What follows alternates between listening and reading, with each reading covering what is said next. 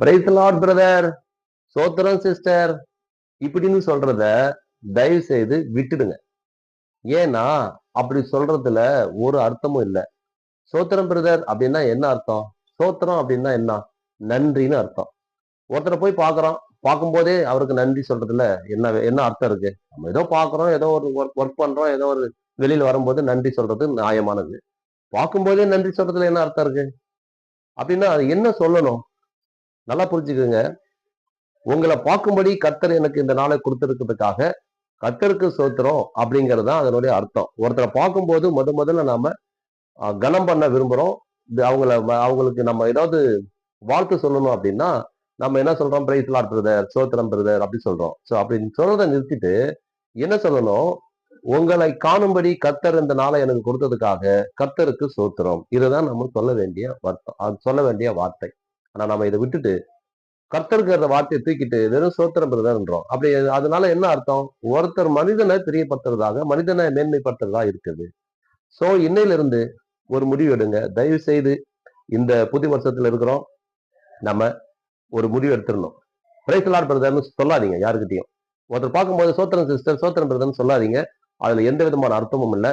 நம்ம சொல்ல வேண்டியது கர்த்தருக்கு சோத்திரம் பிரதர்.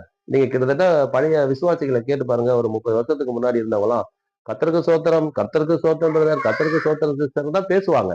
ஆனா இந்த காலகட்டங்கள்ல என்ன ஆச்சு? அந்த கர்த்தரை எடுத்துட்டு சோத்திரம் பிரதர், சோத்திரம் சிஸ்டர் மட்டும் சொல்லிடுறாங்க. சரியா? அதனால இனிமேல் இன்னையிலிருந்து ஒரு தீர்மானம் எடுங்க. கர்த்தருக்கு சோத்திரம் பிரதர் மட்டும் சொல்லுங்க. கர்த்தருக்கு சோத்திரம் சிஸ்டர்னு சொல்லுங்க. நீங்க போன் பண்ணா கூட கர்த்தருக்கு சோத்திரம்னு சொல்லிட்டு நீங்க பேச ஆரம்பிங்க. சரியா? அப்ப இங்கிலீஷ்ல மட்டும் பிரைஸ் லார்ட் சொல்லலாமா அப்படின்னா அதுவும் தவறான வார்த்தைகள் தான்.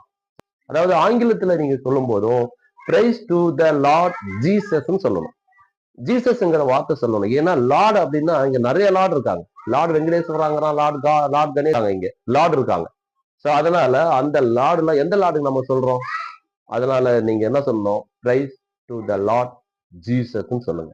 இதுதான் நீங்க சொல்ல வேண்டியது. இதெல்லாம் இந்த வருஷத்துக்கு கொஞ்சம் கஷ்டமா தான் இருக்கும். இத்தனை வருஷமா நம்ம சொல்லி பழகிட்டோம்.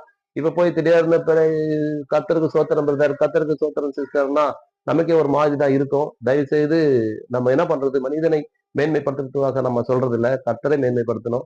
அதனால தயவு செய்து இது இந்த எத்தனை தீர்மானம் எடுத்திருப்பீங்கல்ல, அதுல இது ஒரு தீர்மானமா நீங்க எடுத்துக்கோங்க.